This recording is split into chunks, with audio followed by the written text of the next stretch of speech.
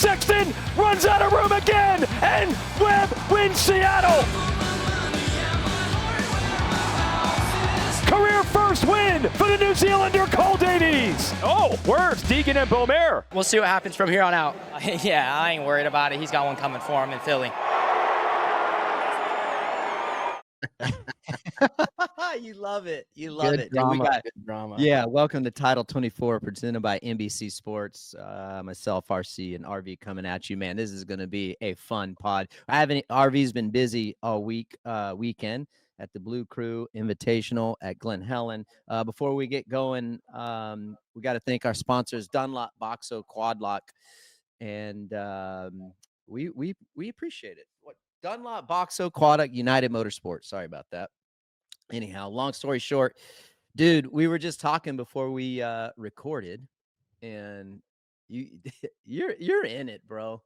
You're in it. Like I told everybody, I'm like, we got to get this thing going so RV can go out and get ready for Tuesday practice with the kiddos. So how was it this weekend, dude? Yeah, it was good. It was good, man. It was Blue Crew, Yamaha and Blue Crew. They put on an awesome event. It's one of our first super finales, qualifying events. Is that what it is? So we're qualifying, 65, 85 and 125 kid actually. And we're going to get to race at Motocross and Nations. So, out there at Ironman. So it's going to be really cool because it's here on our home soil. We're actually going to be able to bring more than just one or two kids. We need gate fillers, right? So like we went to Europe last year, we went to England last year for Matterley, we only brought 165, 185, 125. And then the gate was filled with multiple, say, other riders from other countries. Well, we get that privilege this year to have more than just 3 U.S. riders, out there. So really special time. They get to race, and on the biggest stage, as everybody knows, Motocross of Nations. It's going to be at Ironman. So if you haven't got your tickets or your hotel, you better, because it's going to get filled up. But yeah, we did that this weekend. Boys raced their 65s for the first time. And it was good. Weather was good. No wind, so I was grateful for that. Glen Helen can be windy, but no, it's all in all a great weekend. Dude, that's cool. Hey, so Ruig 157 asks, can RV make a video showing his new motorhome and why he bought that setup versus another? Okay, what's the chances of that, dude? Yeah, well, maybe I need actually anybody listening, some young kid with a camera that wants to start following around, doing a little vlogging. Maybe you should hit me up. Let's talk about it. This local scene here. We need some footage, but yeah, maybe. I went with the Renegade with the 10-foot shop in the back, so I didn't have to do a trailer. As things are progressing, we're gonna get to the stock bikes, and the mod bikes. I always have the option of towing my low roof Sprinter van behind as like a little trailer, plus a vehicle when we get to these races or get to these tracks where we are going to be there for a week. We use for Loretta's for an example. You're there for about 9 days. Without a car, being stuck kind of sucks. So I went the route with the Renegade, like I said, with the 10-foot shop, just because it fits us really well, and I'm stoked I did. Well, and I would assume, because I have some friends that are kind of in the same scene as you, just a few years ahead of you, and like being able and having the ability to tow that Sprinter obviously is a game changer, right? Especially when you're getting stock and mod bikes, like you say. So it's almost like a trailer, but you have the wheels in case you need it, right? Yeah. Yep. Yeah, totally. You get stuck at these places for a while and you want to take them out riding with the track nearby. You have the ability to do that. We had a rental car out in Texas, but it's not like I can load up bikes and go riding in there.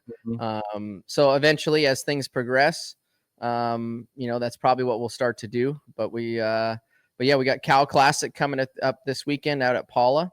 Myron Short, 2X Promotions, is putting on Cal Classic out at Paula this weekend. So we'll be out there on Thursday getting ready for Friday practice and Saturday, Sunday race. Can you see yourself and then before we get into the show, can you see yourself outgrowing your rig and your setup that you have now, or do you think it's enough and has the capabilities and capacity to suit your needs? Yeah, as for the rig itself, honestly, I've had motorhomes in the past. Had motorhome when I raced Ricky professional, and then There's nothing like these Renegades when they drive. I feel safe. The wind doesn't even move it around on the road. So from that standpoint, from space interior wise, we won't run out. Now the shop might get a little small, and that's the point of the Sprinter van, right? Being able to put a driveline disconnect on the van and being able to tow that behind you. Once again, you have a vehicle too once you get to your destination. So nope, I think the rig is going to suit us just well as long as we're racing dirt bikes. Yeah. Dude, it was a wild weekend. I'm sure Yes, you it was. watched it in Seattle, Pacific Northwest. Some drama. Dude, the racing was absolutely epic. I mean, you think about it, we were all thinking that it was going to be an absolute quagmire. That wouldn't have been the case. The sun was blazing majority of the day. Just a great day, dude. The fans were revved up, like walking through there and then being on the track. As you know, like those fans, they are so hyped because we don't go up there much, right? But the Dirtworks SMX track crew RV did an incredible job. They rolled the track out, like steamrolled it before they got it covered with tarp. And then they pulled the tarp off. I believe it was Saturday morning. And when they did that, the track had no rain, obviously because Saturday being so good. And it just still tough conditions, gnarly conditions. I was listening to the presser, post-race presser, and even Coop and Chase were talking about just how gnarly the conditions were, perhaps even gnarlier than last year. And even Sexton was like, dude, I think the pace was a lot faster this year, which is unreal because it seems like each year they keep stepping up and stepping up. But dude, it was gnarly. Motorsports on NBC's community poll that we've been doing, we got some good options for you guys. But here's your options. Webb and Sexton battle for the win. Cole Davies breaks his breakthrough win. Haiden Deegan versus Juju, and AP's rallies for third. So that's your options. Pretty good ones. I can't wait to see who wins. Moving along though, United Motorsports moment of the week, dude. How can you pick just one?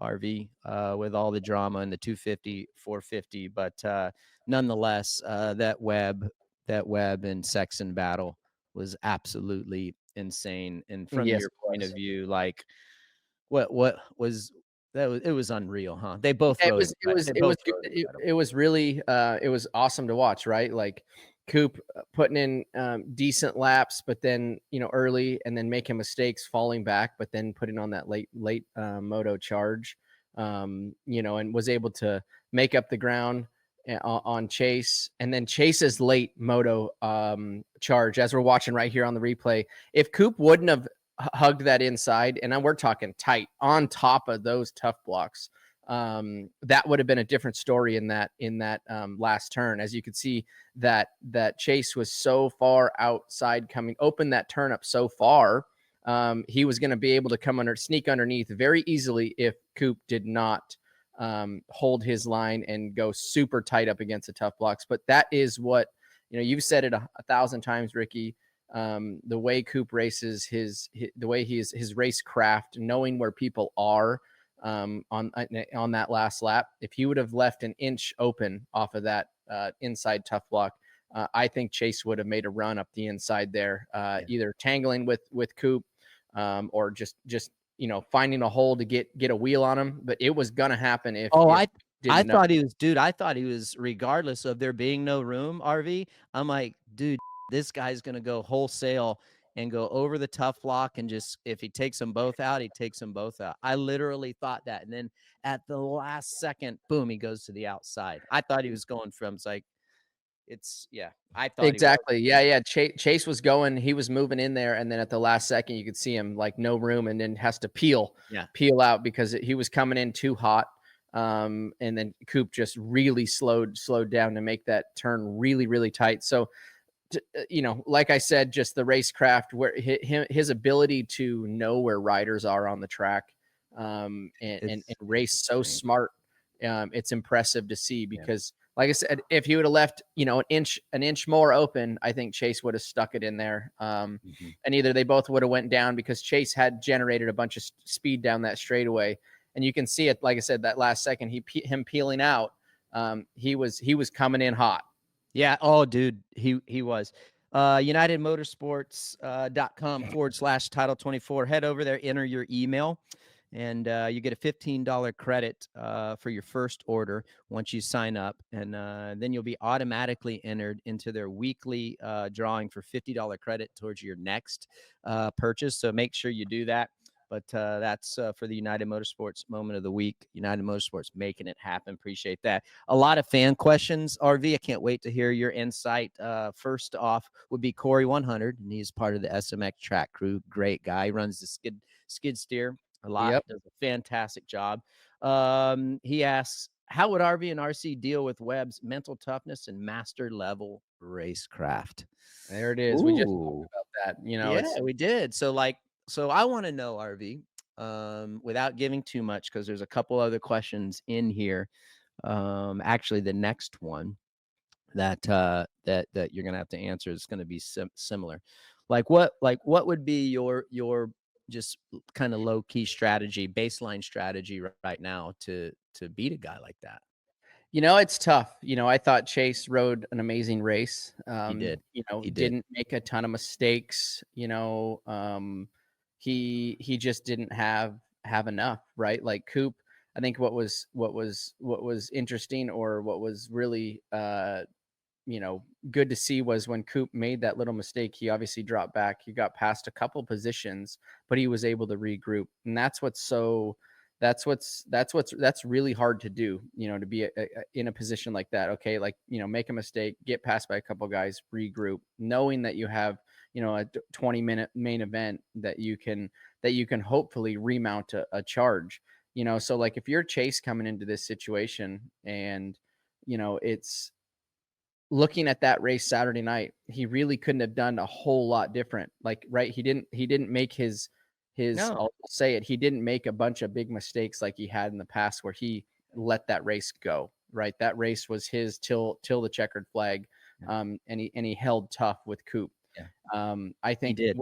Yeah, he did. And in that position, you got to go back and say, I think from a fan's perspective, and where I sit on the couch watching, like, to me, that was a hell of a race by Chase. Hell yeah, it was. Absolute, dude. They both rode at the elite level, and just Coop happened to win. Like, that's what I was saying on the broadcast, RV. I'm like, dude, you can't take a damn thing away from Chase. He rode phenomenally. He did. Yep. I mean, it was just like your hardcore battles with your rivals, with me and MC, or me and Stu, and you and RV, you and Dunge. It's like it's just one of those, like, you just got beat that night, and it was not for poor performance. Sometimes you're not the best guy. It's weird.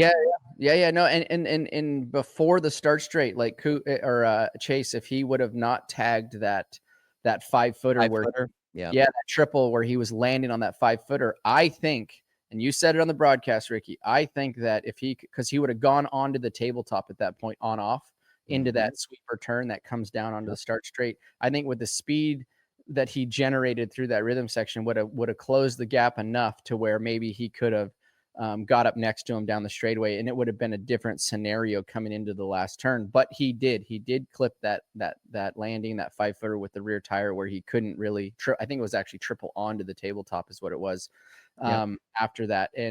But no, you can't take anything away from Chase. Chase rode a phenomenal race, and so did Cooper that night. Coop just got the best of Chase. You know, from the mental side standpoint, I think you got to realize that too.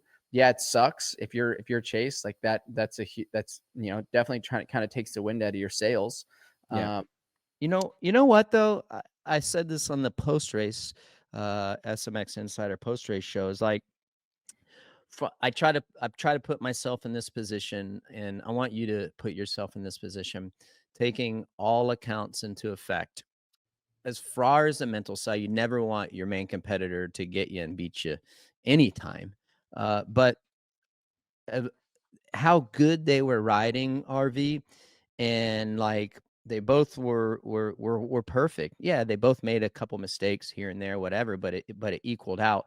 Like, you can't beat yourself up too much on the mental side, because number one, like, I would have been like, well, Reedy rode great or Stu rode great, and man, I just needed to be a little bit better over here. I didn't lose this race from a mental error. I kind of got beat, so I'm okay with that. And you know what? Maybe my bike could have done this a little bit better. Maybe I could have taken this line. I don't think it's as much of a mental loss as maybe some might think, just because it was so tight and they both rode so well. That's the way that I look at it. Like I would have come off the track saying, well, this guy was a little bit better over here. It wasn't just because I got beat straight up. It's that's why I think mentally it wasn't as much of a mental loss as it was just a physical loss Yep. compared to some of the other defeats. Well, and I think too that the typical situation there would have been Chase making a mistake under that much pressure, and he didn't. So I would look at the positive from that. Like, yes, like you just said, just straight up just lost the race, maybe because I was, a little slower over here or vice versa, whatever it was, why that happened. But the race was close enough to know that to look from my standpoint, like, okay, well, if this would have been 6-8 weeks ago or last year or whatever, like I would have been waiting for that mistake to happen from Chase, but he didn't. So I think that was a huge gain for him from a mental side, but also as from the racing side, like, okay, Coop didn't run away. I was able to bridge the gap on the last lap too, to catch him, and put myself in a position. It just didn't happen. So I think that between the two of them, Chase, obviously, I think he can't go back home and beat himself up too bad. I think that he lost that race, but I think it was a solid race for him, and vice versa with Coop. Obviously ended up on top, a couple extra points. That's huge for him also. So I think it was but as they both sit, then you couldn't take anything away from both of them. They both rode a solid night on Saturday night. And, it's just setting us up to have just an amazing end of this SMX season. Going off script here, but as I was reading through our fan questions, and I really like this, we had one winner picked out, but I'm like, man, this is just this one I feel like could just take the cake, and it opens up to, and furthermore extends the discussion that we're having, RV. And the Quad Lock question winner of the week, if you haven't, go to quadlockcase.com. We appreciate all you guys' support. They're dabbling in F1, making a pretty damn big appearance over there, so congratulations to everyone at Quad Lock behind the scenes. You guys are growing and love it. Our winner this week is Matt_Hendy_2. Appreciate you coming in and posing a question to Title 24, and thanks for being a supporter of RV and I and the podcast. But Matt asks, do you think Coop can be beaten with his current mindset? We all know he performs under pressure. Yep. And yes, I think he can be beat with his current mindset. I think the thing that Chase has going for him is he's got that raw speed, right? Like I think on any given night, Chase is the fastest rider on the track with the current field that we have. Mm-hmm. So right there, you got to give it to him. Like there's a chance every night he has a chance, because he's typically one of the fastest guys. So that's the first box that has to be checked. Am I in the position from a speed perspective to be able to win? So you check that box, and yes, typically he is. Where we've seen him in the past falter or make mistakes, it's a mistake issue, right? So yes, I think that Coop can be beat, and we've seen it happen before. Chase had an amazing weekend a week ago. Winning two of the three triple crowns, and ended up second. So he gets the overall. In Moto3, he ended up second. So I think that yes, Coop can be beat. Now we all know he's tough. He's mentally tough. And that's tough for a guy like Chase to be in that position, knowing how mentally tough your competitor is. But like I said, checking that speed for the box for speed, he's got it. So that's the first thing that has to be done, because I don't care how consistent you are, if you don't have the speed, then you can't even get up front with those guys. Yeah, dude, you couldn't have. No one could have answered that any better. I had on my notes right here, and I just love this question because people say, well, how do you do it? How do you do it? And so when you have a guy like Coop, who is as mentally astute as he is and strong, and, and that's helped carry him. He's fast, also very fast, savvy. on lines, and really good at main event time when it's points paying time. And I wrote here, I said, yeah, so you have to be as good as him mentally. If you can parallel him on the mental side, okay, so now you're good. Now, like for Chase, majority of the time he is the fastest guy, like you said. So if he is somehow able to bridge that gap mentally and eliminate those mistakes that he's made in the past, I feel like that's how you beat the guy, is because you already have the speed. And to me, I mean, it's easy for me to say that, and I don't want to speak for you. And you chime in whenever you want. I think for us, it's easy to say like, well, speed is the hardest thing to find. Like for me, it was because I had my mental side of the game locked down, right? And I feel like you did too.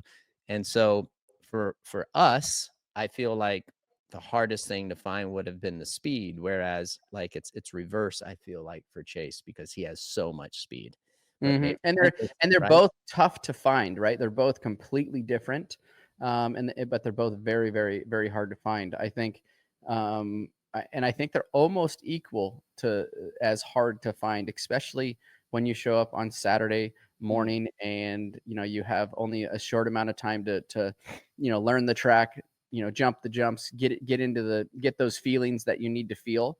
And I think that I think they're both equally as hard to find. And we're dealing with just two different, completely different riders, right? Like we know that Coop in the past hasn't been the fastest, but he's won a lot of races not being the fastest because of his mental toughness. And then vice versa, Chase has won a lot of races because he's been the fastest. Which out of those two, if you had to pick, RC, Yeah. what do you think is the hardest? Is it finding that mental strength mid-season, or is it finding that speed mid-season? Oh, for me, for sure, RV is the speed. And the reason that I say that is because kind of like what we were talking about is like the mental side. I'm like, all right, like I know where I'm at. I know what my ability is. And if I do it right, I'll have a great shot to win. But when you talk about speed, then it would put me in a position where I wasn't comfortable. And an example of that would be like in '03 when I sucked in the whoops. Like I just had like a mental, I had a mental block of wanting to be safe. I know I'm saying I got the mental game strong, but like I just didn't feel comfortable going fast because I didn't want to take the risk of going down. And that was the hardest thing for me, knowing like, dude, if I go faster, I'm going to bust my ass here. Yeah. And so that I just always felt like the speed side of things for me, it was hard. Yeah. It was just hard for me, and that on that side of things. So that for me, that would be the hardest for me in this situation is Yeah. finding speed. Yeah, and I think in all these, the like Seattle, for example, very tough condition, and to find speed with that dirt, meaning how rough or how ruddy it was. We've both raced there many times, and we ended up with a really good racetrack Saturday night. But don't let the broadcast fool you. Like the ruts were deep. I guarantee you there was some spots on that track that the dirt was pumping. Where it's real marshmallow feeling.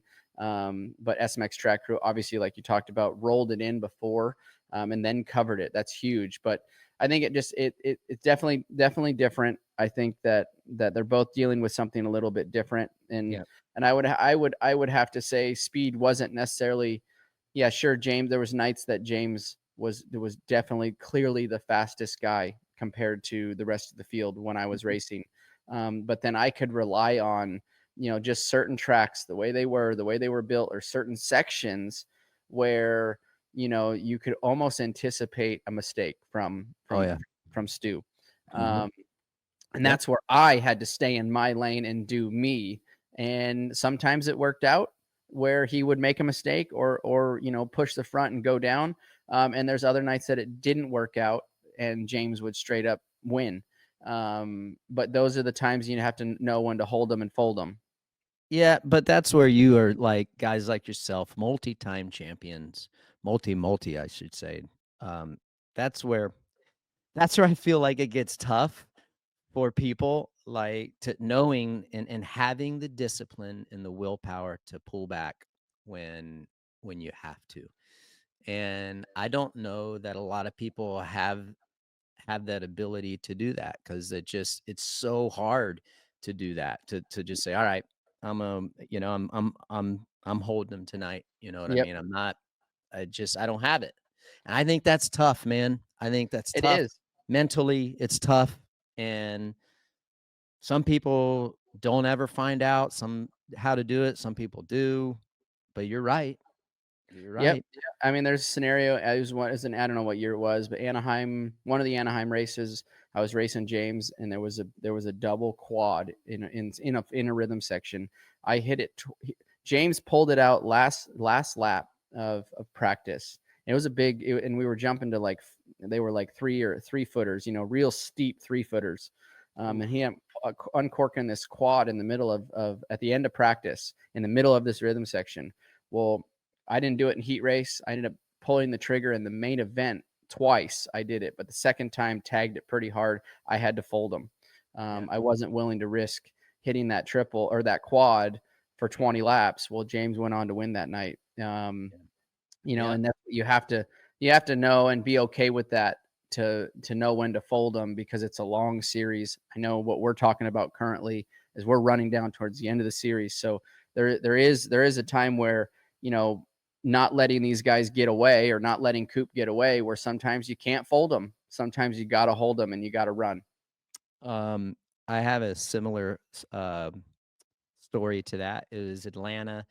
I believe it was 06. If it wasn't 06, it was 07. But there was a rhythm section after the finish line. You turn, and I think there was like 2 3-footers and then a tabletop, and the backside of the tabletop was like straight down, right, RV? Real And then steep. after that, you could quad or triple into the corner, whatever.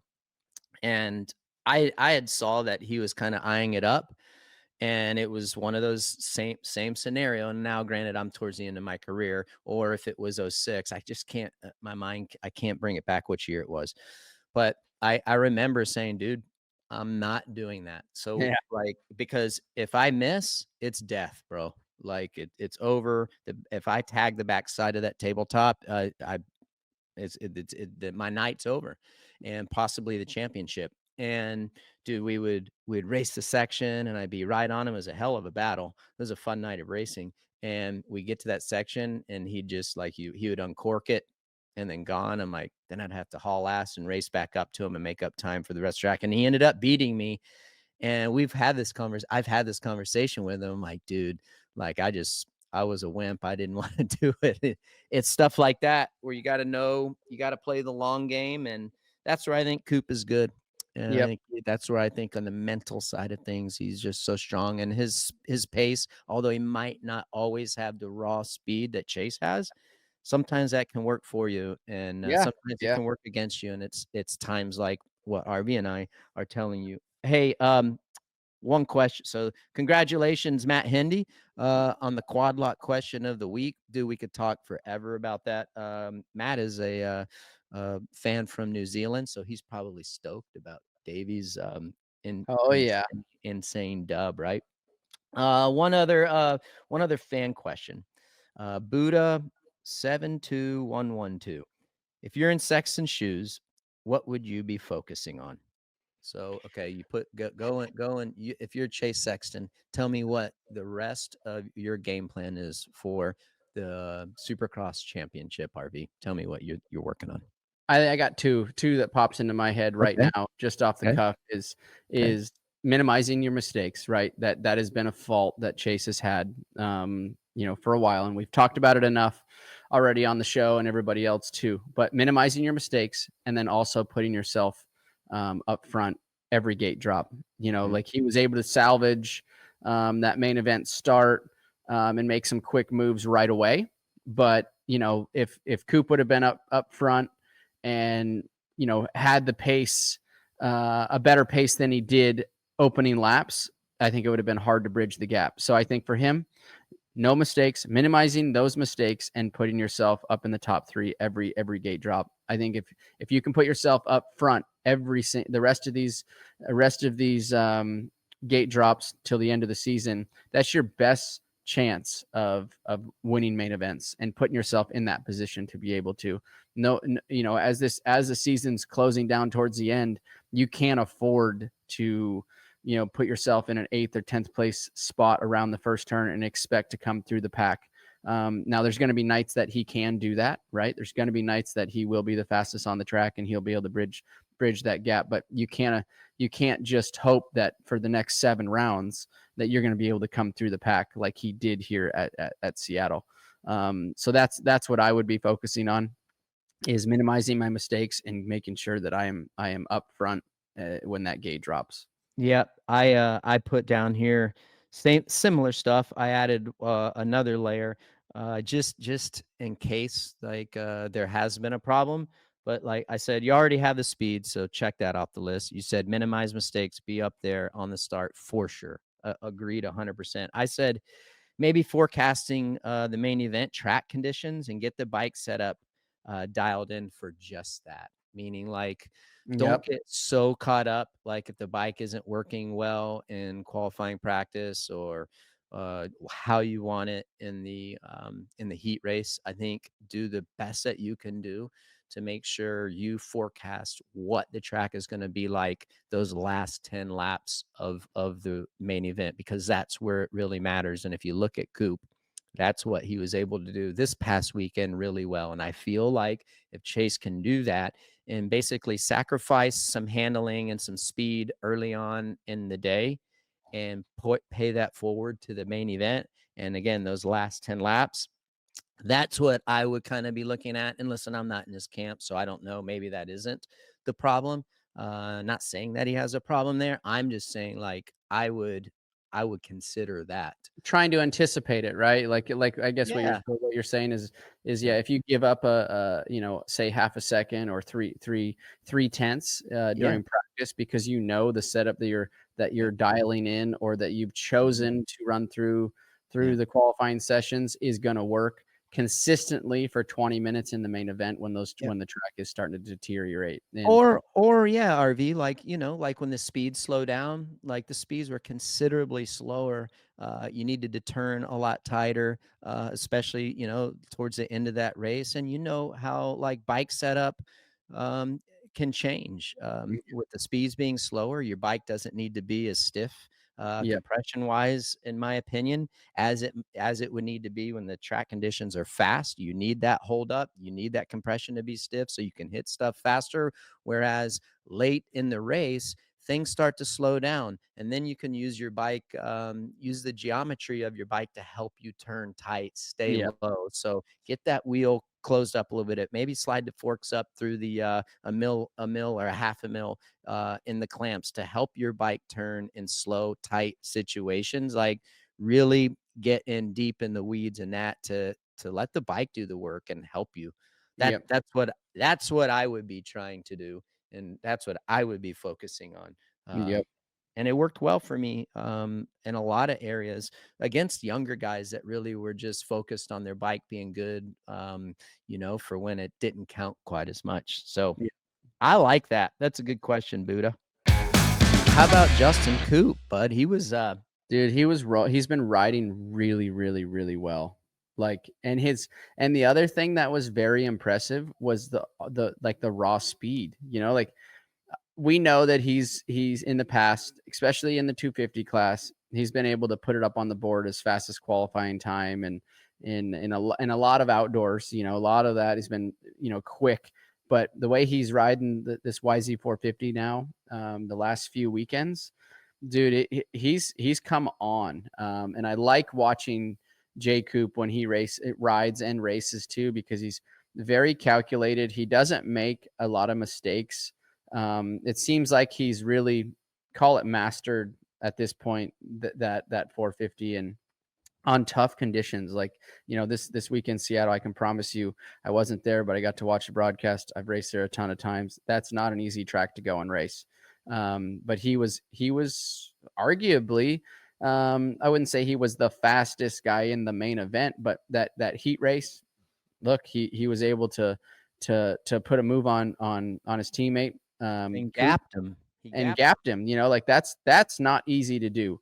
So I'm very impressed with Jay Coop's riding lately, and it's really it's going to be interesting to see what he can keep building on that, right? Like we're and towards the end of this season, because it seems like he's coming on strong.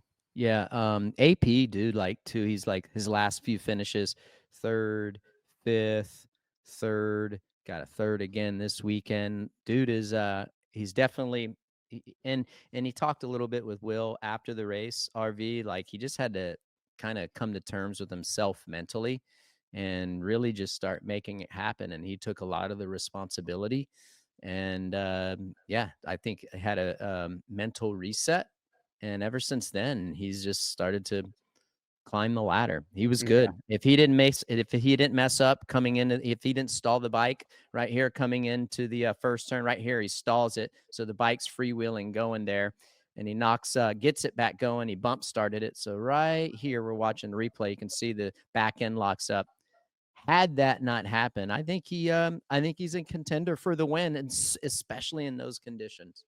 Yeah, he rode phenomenal. So that's cool to see. Like I said, it's just we're coming towards getting towards the later part of this season, and to come on strong like this is a testament to his obviously his work ethic, his training. Looked like the bike's working very well too for him and Coop. But yeah, I enjoy watching him ride. He I don't know. I guess he's kind of like, for me, he's kind of like, he reminds me of like a Ezra Lusk a little bit. Yeah. Like, Okay. Anywhere from that third through fifth, kind of always there. Good riding style. Like I don't know. It's for some reason that's who I kind of equate him to right now.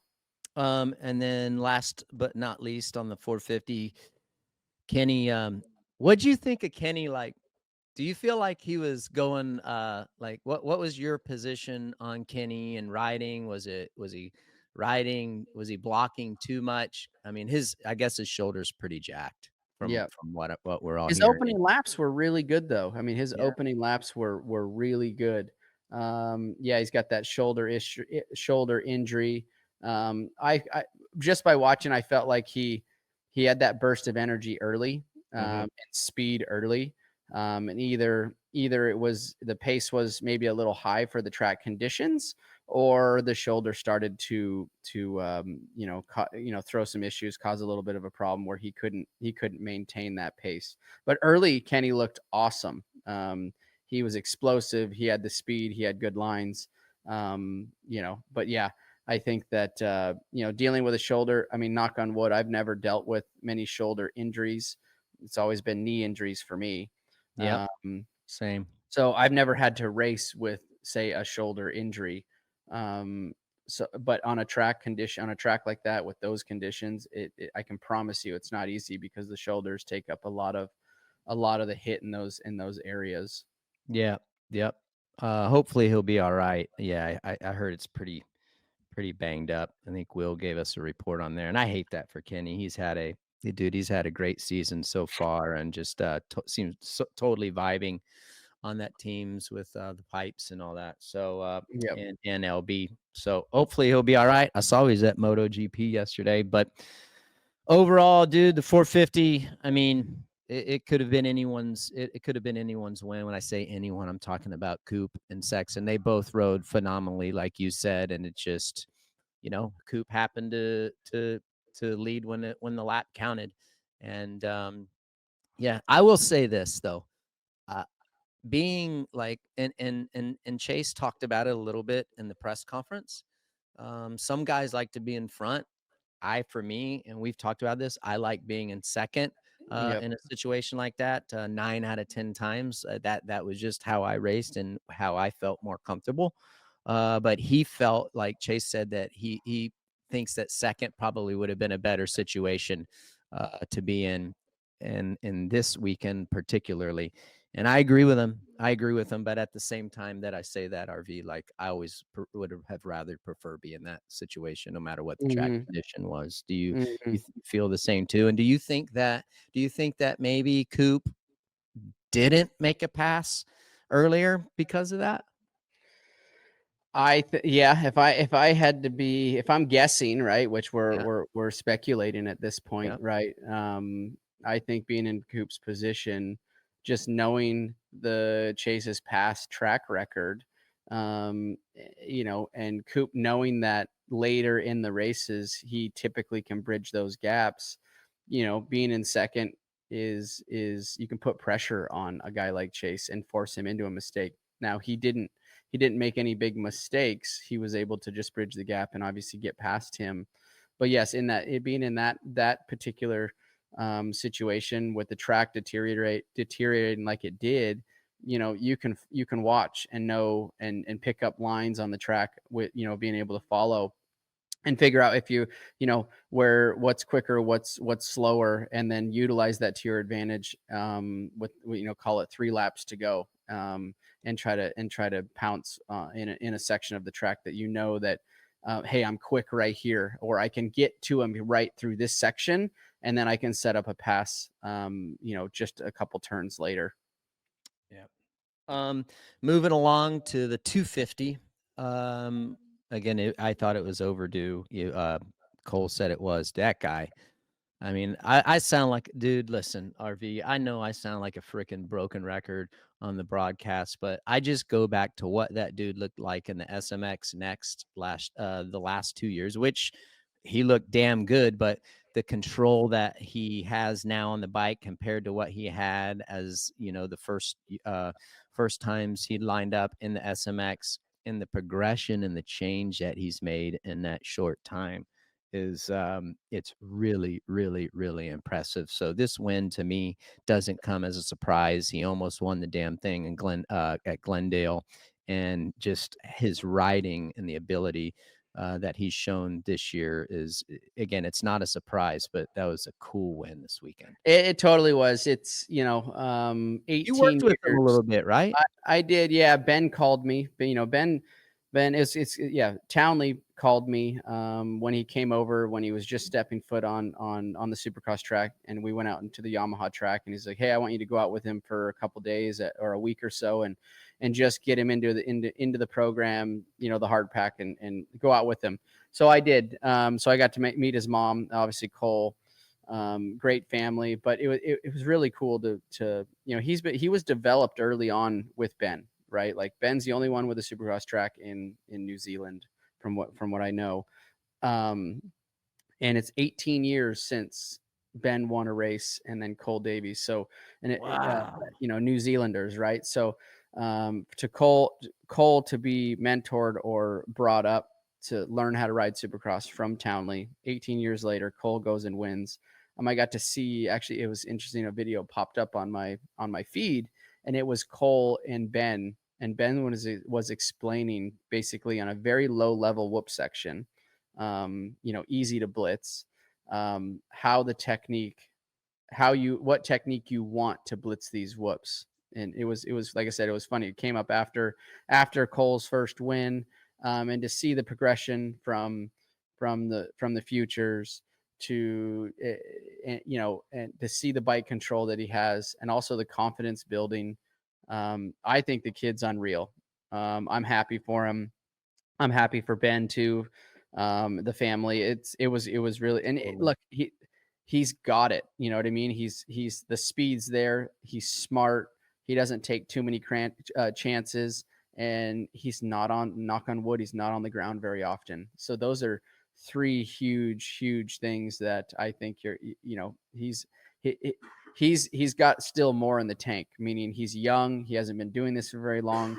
Can you imagine what he looks like next year if the trajectory that he's on right now keeps happening? Did you see that in him when you worked with him for that little bit of time? So very talented. Yeah. So I worked on a set of whoops with him, actually, and then also at Dragon's Back, right? Dragon's Back, Oof. which we don't have those anymore. And this was a left-hander into a whoop section, into a 90, into a Dragon's Back. And to teach somebody how to either blitz the Dragon's Back or hop up and hop out. It's a pretty intimidating section, because no matter how you look at it, you got to hit it with speed.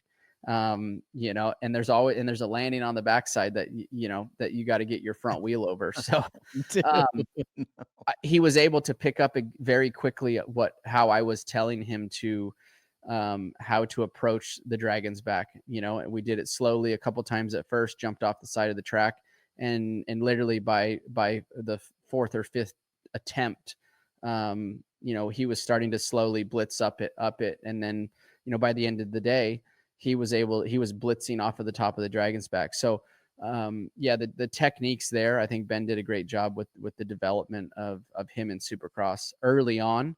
And, you know, I'm dealing with that right now with the boys. Like, you know, your body positioning on the motorcycle is so critical to be in the strong part of the body positioning, through sand sections, through the whoops, and be able to counter react whatever the bike's going to do.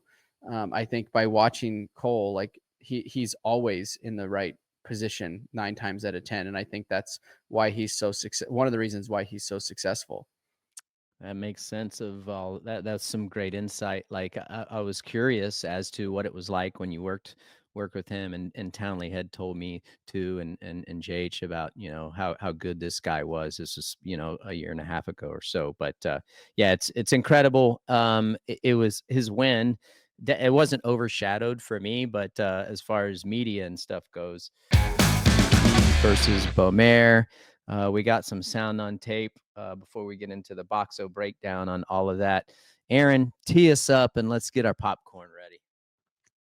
Obviously, everyone knows what happened to me these last 2 weeks, but Juju went out of his own hands to post it on his story, and it had my address and stuff. And now you're talking about my family, put my family in danger, so that's a whole different other scene. So I just told him, don't do that, dude. It ain't cool. And he obviously lit back, but yeah, we'll see what happens from here on out. To that situation, no worries. I ain't the only one who posted his address, so he can talk all he wants, but that's public record. Yeah, I ain't worried about it. He's got one coming for him in Philly. Yeah, it definitely gets a little rowdy, but I guess all I can say is we're boys being boys, and he grabbed my helmet first, and I was like, hey, don't touch me. But I don't know. It is what it is. It's racing, and I don't know. Someone said he's going to get payback or whatever, but yeah, we'll see. He was chirping on track walk today, and yeah, I there was already, like, it had already been an ongoing thing after I posted the story, and I knew at some point if he was near me, he was coming for me. So we've been told to squash the beef. So I think it got personal after I posted that story. It got real personal.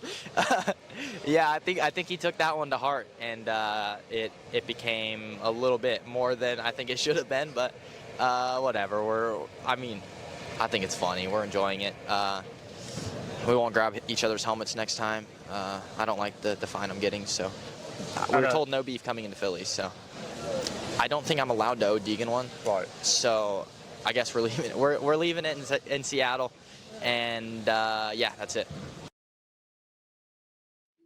Yeah, all right, Boxo breakdown, the section. Let's go through there. Check out boxousa.com.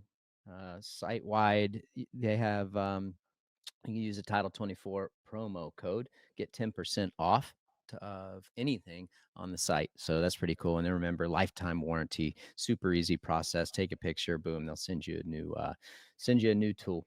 But so let's see here. Seco 290. When do block passes get too dirty? Deegan crosses over the rut to hit Juju back, or to hit block Juju. Do you think that was dirty? Let's talk about the move itself. Yeah, the move itself. Look, so when do block passes get dirty? I thought that was a low. The speeds were low enough right there, right? That it wasn't going to put anybody call it in danger or like, yeah. Was it questionable? I think it's questionable, but I liked that that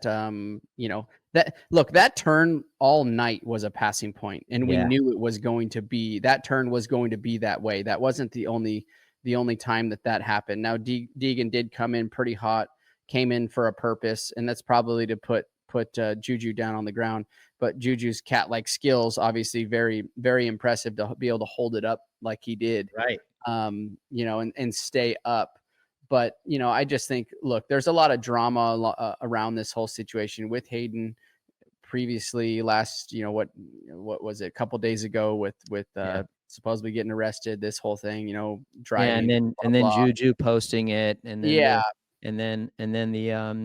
the house address on there, which Juju is right. It is public record for sure. Yep. Yeah. It's just, call it drama against with some young and dumb kids, right? Like, so that being said, from the racing standpoint, like, I think without the lead up of hey, what happened to Haiden a couple days ago, and then the chirping back and forth between social media, if none of that would have happened, and we would have just had that specific block pass, I don't think it would be this whole big deal, No, right? no, Like, it wouldn't. I put on the same thing, very similar to what you exactly said. I said it was aggressive. It was aggressive move, but expected considering the circumstances, right? Like, we exactly. didn't know what Haiden was pissed about until we heard on the podium, right? I mean, obviously it was internal. He was upset about what Juju had put on the story. I understand Deeg's side of why he would be.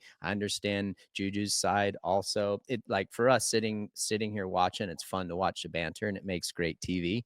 But it was that turn too, like you said, it's set up for those type of passes all night long. Deegan was on the receiving end of it with Joe. Joe did the exact Yeah. same thing, not to this exact level and speed and angle as Haiden, but that corner it posed those type of moves. I actually liked that corner. Like, if I Yes. was racing, I thought that was a kick-ass corner for passing. Yeah, no, 100%, because like the track was, all these tracks are inherently a little bit tough to pass on, right? Most of these guys are jumping the same combinations. The track's deteriorating. It's getting ruddy. It's getting harder to pass on. So with a flat left-hander like that, where you're able to go inside, and you can see how far, the other regard to that is I would say that there was two lines there. Juju chose to go to the more open inside line, call it the middle rut. He could have gone to the inside rut, and that would have never happened because there That's wouldn't right. have been that room. So yeah, with all the drama and everything else, like, look, it makes for. I mean, I'm not a huge fan, just from where I sit in my seat, with the whole social media drama. I'm not a big fan of that. Yeah, maybe there's a lot of people that are a fan of that, but from the racing side of it, I'm a fan of what happened Saturday night. I think that they both handled it well afterwards. They had words afterwards. It didn't get too dirty afterwards. I heard there is a fine. Obviously, Juju said that. I think a warning was more permitted for this circumstance, just because there wasn't anything crazy that happened. Yeah, there was a little bit of touching here and there, and they're going bantering back and forth and getting in each other's faces. But as far as that, I think it was more promoted for a warning, in my opinion. But it's going to be interesting to see what happens. I can guarantee you that I don't think Juju said it right. He said that, he goes, "What, this is going to stay here in Seattle," which I like that stance too. I don't like this stuff dragging on.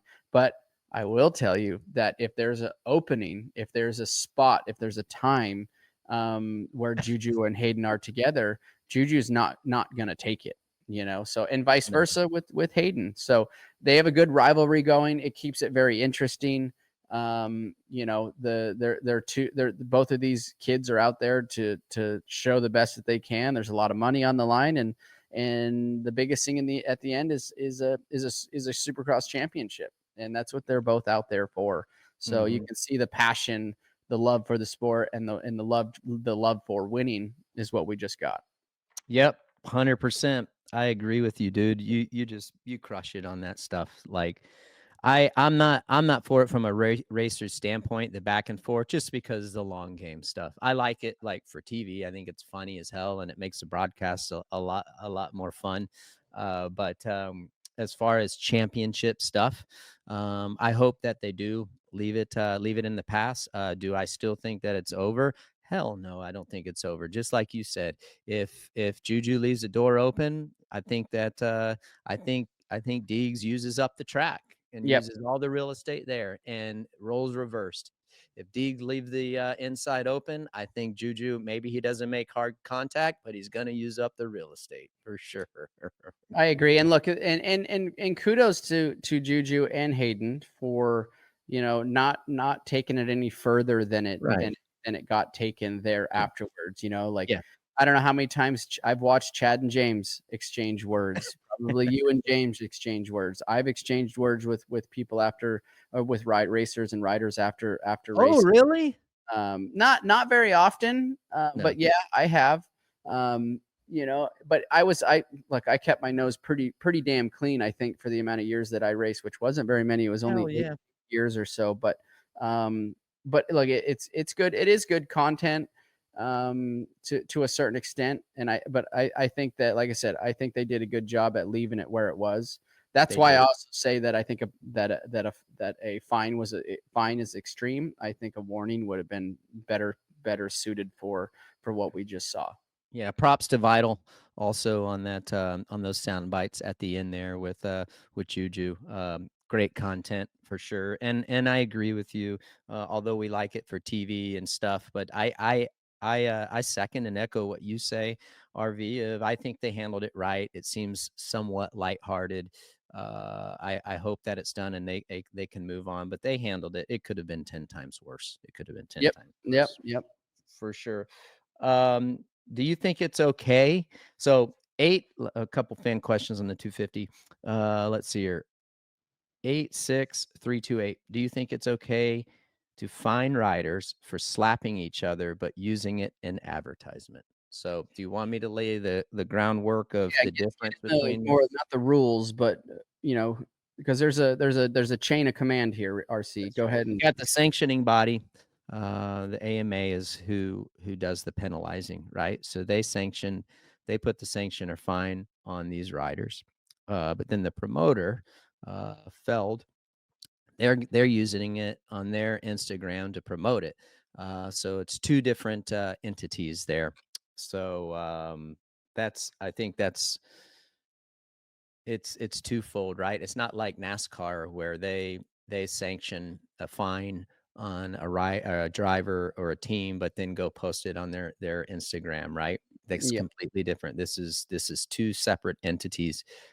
So I think that I understand Feld why they're going to blow it out and drive it home on their Instagram. They want those clicks, and AMA is the one who did the fine. So listen, I'm not like the fines. It is what it is.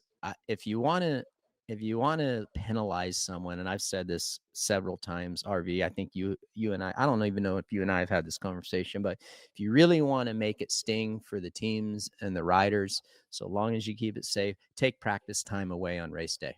Take practice time away, and you want to really get their attention, do that, because they want time on the track and they want to get it dialed. So you know what? If you think that the fine works, it doesn't work, and it's as well as you might think. Take that practice time away, and I bet you get there. Your gate pick is much more important than the 10,000, the 5,000, or what. I didn't even know what the fine was that they.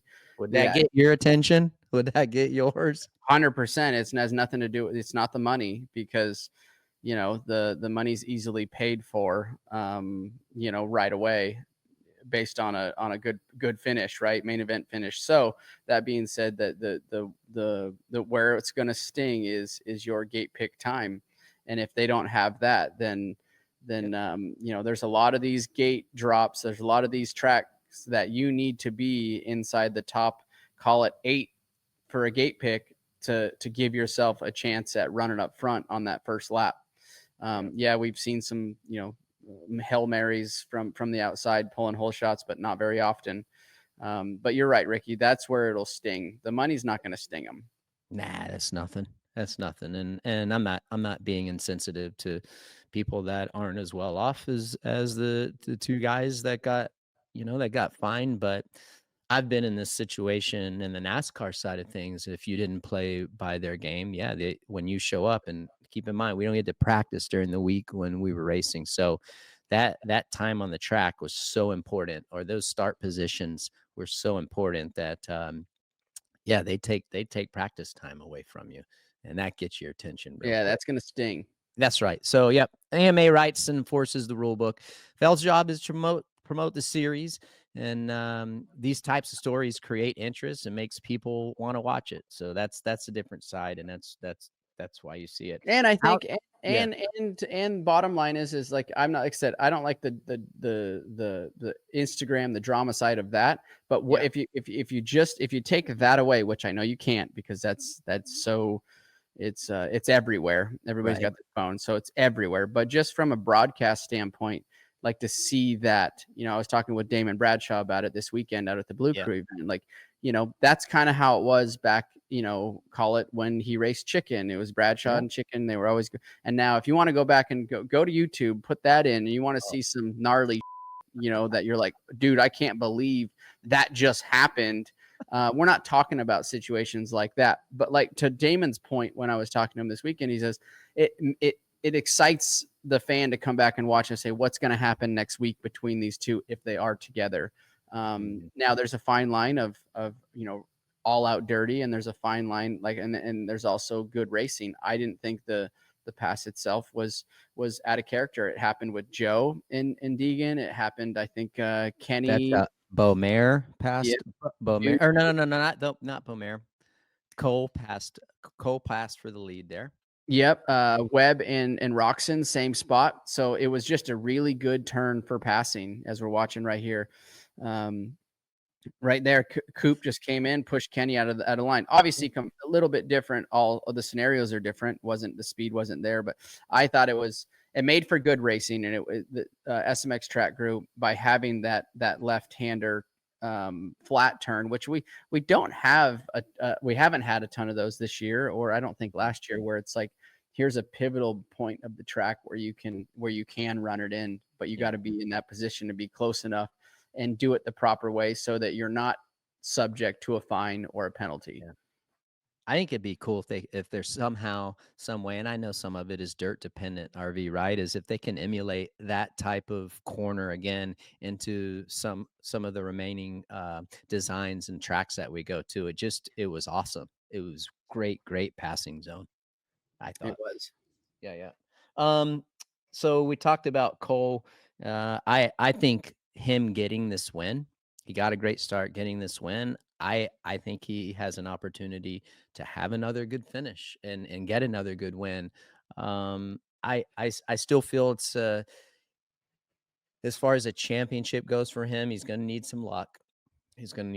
Aaron, if you have the points for the West Division, there you go. He's 20 points out, and I think they have 4 races left. I think because they have a showdown in Philly. A showdown in Philly, and then another showdown in Utah, and then they have Denver. So I think it's 3 more rounds for them. Yep. So it'd be tough. Yeah, tough, and I think you'll get another win. But here's the thing. I think obviously you start the season looking towards the end of it and saying, okay, I want to be in this championship position or win this championship. Like, nobody on that gate, doesn't go there wanting to win the championship. But I think this, where Cole's come from, the position that he's in right now, I think just trying to win a few more races if possible, go into outdoor swinging, and then what are we going to see from Cole for next year? I think next year is when he lines up, and that's when he has his sights set on being in a position to win a championship next year. Yeah, he's been incredible. All these races are building races for next year. Like, I'm not saying he isn't ready to win a championship right now, but he hasn't been out there as long as, say, some of these guys, and the performances that he's throwing on the table are super impressive. And every weekend that he races, he's accumulating knowledge for what's to come for next year. I think next year you got to put him on the list for being in the championship hunt. Like, coming in this year, I didn't have Cole Davies as a championship contender. And he's still in it mathematically, but next year, after what I've seen this season, and if he and outdoors too, if he can keep building on that for pro motocross, I put him in the championship box next year as one of the guys that should be racing for till the end for a championship. Yeah, one thing that's been impressive too, and you talked about it, some of the mistakes that he's made today, like Glendale, for example, like, dude, a lot of pressure. He goes into the third race at Glendale and messes up the start. Dude, any rookie could do that, right? Yep. And then I think of the showdown race in Indy. He fell early on in the sand. Oh, by the way, marched back up to fifth. I don't think that ride got enough credit for where he was and where he came back to. That was a hell of a ride. But those things, like those rookie mistakes are happen. What he doesn't do is impressive, is I don't feel like he makes a lot of the same mistakes twice. And, that's what Deegan was really good at throughout his rookie season, and yourself. Really great champions or future champions, if you watch them closely, rarely do they make the same mistakes twice. Yep. That's just something special. So, dude, before we wrap it up here on this 250 stuff and go to our insights and our Dunlop due diligence about what we're going to look forward to at Foxborough, is Marchbanks. He rode really well. Yep. We haven't mentioned him. He did great. He did great all weekend long. Yep. I think I heard somewhere where he said he finally feels like he's back to normal. He tough, like we've talked about, tough track conditions. He messed himself up in San Diego, I think. Yeah. So fighting with that, getting himself back to the form that he started the season with. But yeah, putting it on the box for a second, that's a big confidence builder for him. Yep. Biggest thing is we've talked about it a million times, is consistency. He needs to get the consistency down and if he's and put himself in good positions to be that second, third, maybe a race win here or there if the door opens up for a race win, but and keep building on that, because as we know, this SMX series is going to come to an end here very shortly, and all of these riders are going to have to pivot and head into outdoors. And he's not a bad outdoor rider either. So what kind of confidence can he keep building through the end of this season and bring that into outdoors? Because for him, let's say, championship is not really in the picture, or not in the picture. So it's getting through Supercross with good finishes, building that confidence, and then moving into pro motocross and seeing what you can start over with that championship. Yeah, for sure. Moving along to Foxborough this weekend, another open air stadium. Rarely do I look at the weather a week early, especially on the East Coast. It's kind of like, how it is. You've lived in Florida and you've lived on the East Coast. If you don't like the weather, wait 10 minutes. But, what are you looking for? We'll be back on the 250 East Division. What are you looking for as far as, the big picture here, and the big news is Sexton and Webb. Like, what are you looking for out of these guys, and what are your expectations for Foxborough? Well, we touched on those two, did. A lot, and I think that in Chase's position is like I had said before, starts in those opening laps, putting himself in a good position and pressuring, or putting the pressure back on Coop with Chase's speed. You mentioned open air stadium, weather, it could play a factor. So those are all question marks there, but if it's dry and we have a good Saturday night, like we just had in Seattle, it's trying to put the pressure on Coop from a speed standpoint, and then Chase has to having to mitigate the mistakes. And then for Coop, it's kind of doing what he's been doing, right? We know he's not the fastest guy on the track, but we know he's there for in a 20-minute main event. You never can count the dude out. He's had so many amazing last minute, call it comeback race wins against Kenny, against Chase, where it comes down to the wire. So, from where I sit here, that, for me, it's Coop's solid. I just look at Coop. He's solid, and Chase is the one that has to show up, I think. Yep. 100%. I think, just in getting into it a little bit deeper, I think with Coop, yeah, not change. I mean, obviously, you don't want to change anything at this stage. I think you just want to fine tune stuff. And if I'm Coop, I'm saying, all right, dude, let's go out there and let's work on some sprint laps today. Let's make sure we have that intensity, Yep. number one, so you can get a good qualifying practice to help your gate position for the heat race. This shit starts to add up at this time of year. This is when it's so crucial.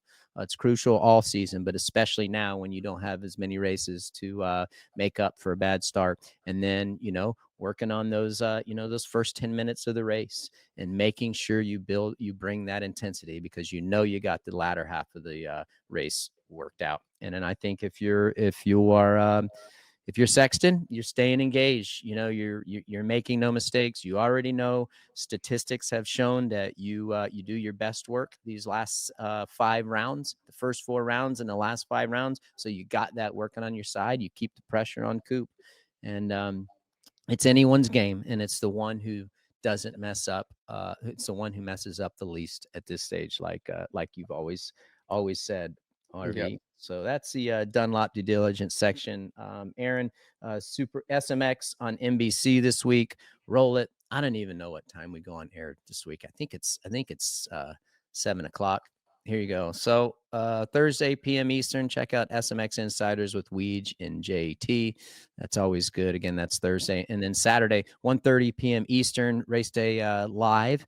We'll be live on Peacock with Brayton and AC. That is a long days of work for that guy, those dudes. And then 7 p.m. Eastern, Monster Energy Supercross round 12, Foxborough, going to be open air. It's going to be cold, anybody's game. It's going to be a lot of fun to watch those fans there. It's been a while since we've been up that way, so looking forward to going there. The fans in the Pacific Northwest this past weekend were insane, by the way. And Monday, the graveyard shift again. If you want to watch the Supercross from Foxborough, it'll be at 1 a.m. Eastern time. Encore presentation on CNBC. So there you go. Going to be a great weekend for it. RV, before we say goodbye to everybody, I think you're doing something really, really cool tonight with someone that I know you and I have a ton of respect for, that was a stepping stone for us and an integral part of our career, being those first, I would say, 3 years of our professional career. Take it away. Yeah. We got the Pulpamex is actually local tonight, where he called Mitch, asked Mitch if he can do the show down here. I guess the real reason why Pulp's down here, why Steve's down here, is he's coming down to ride Paula this week, so that he's all up to snuff for his Loretta's qualifier. Wait. He's racing Loretta's? Well, he's trying to make it in. Yeah, I don't know what class he's going for, but so he's local. That's why we're at PC tonight. I believe the show starts at 5. Steve's show, it's not quick like ours, an hour, not quick. It's an hour 15. Steve will be up there. I'll be up there just, 4 hours of just banter back and forth. So if you got 4 hours to waste your life on Pulpamex, get over there and listen to us. But dude, I did it. I honestly, I hope he does well, and I hope that he makes it and gets it to Loretta. That'd be cool. It'd be a fun story to watch. I wondered why, like when I saw that you were doing it last week on your social, and you'd told me, I wondered what the backstory was. So that makes sense. So Kiefer told him, you better get your ass down to Paula and brush up on your skills, learn the track a little bit, dirt conditions. So yeah, he's coming down. He's gonna ride I'm assuming tomorrow out at Paula or Fox Raceway to brush up his old skills on the dirt bike. So we'll be doing the show tonight, the Pulpamex show out at Pro Circuit. I think it's myself, Kiefer, Nick Way. I'm assuming Mitch will be involved at some degree, maybe the whole show. I don't know. AC also. So yeah, it's gonna be a good group of dudes that'll be there. So tune in tonight. I believe it starts at 5. You got what about your PC gear collab, dude? Yep. Yeah, I believe honestly, RC, I think that might be shut. So snooze you lose, the ones that didn't order. Be on the lookout. No time to slack. dude. Yeah, That's be on the lookout for the next drop. We're working on the next drop here soon. Oh, you already got it going already, dude. Yeah, That's yeah. So, cool. but yeah, the PC drop, myself PC, it did really well this time around. So that was really cool. So thanks for Mitch for letting me use all of his name, his trademarks and all of that. But yeah, it was good. It was a cool project we did with him. Hey, before we thank our sponsors and thank you for everybody who either watched this today on Peacock or Motorsports on NBC's YouTube page. Jeff Stanton lost his dad today. We like dedicate this podcast today to the Stanton family. We're thinking about you, Jeff, and your family. I mean, his dad was a huge part of who Jeff Stanton is and who that family is about. And we're thinking of you, buddy. Yeah. So hang in there. If you guys see Jeff Stanton on social media or whatever, just send him a little heartfelt message. He could probably use it right now. It's been coming, and sadly enough, the day has come that he's lost his father. So that sucks. Yeah. Well, this was a really, really fun podcast today, RV. I love when we have drama for situations like this, right? There's just so much meat to talk about. Again, right? Like an epic performance from both Chase and Coop in the 450, right? It's just unreal. Yes, it was keeping it very interesting for us, and as fans that are listening, watch the broadcast every weekend. You know, this is what we all love, this racing and all in Supercross, pro motocross. It's you know, it's in our blood. So thanks to the racers for giving us something to talk about every single weekend, man. Yeah, that's right. Keep up the good work. Thanks again to United Motorsports, Quad Lock, Boxo, and Dunlop. You guys are fantastic. And thanks to all of our great fans that have shown us support and continue to engage with us for the Quad Lock question of the week and just the kudos that you give us. We enjoy what we do. Remember, you can check us out on Peacock as well. We're on demand there. All of your favorite podcast applications were there. Motorsports NBC's YouTube page. And we'll do it again next week. Have a great time again tonight. Have a great week, RV, and we will see you guys next week. Hi folks, Lee Diffie from NBC Sports here. If you truly enjoyed what you just watched, you can get more news, interviews, and highlights by subscribing to the Motorsports on NBC YouTube page. You can get it all, so go for it.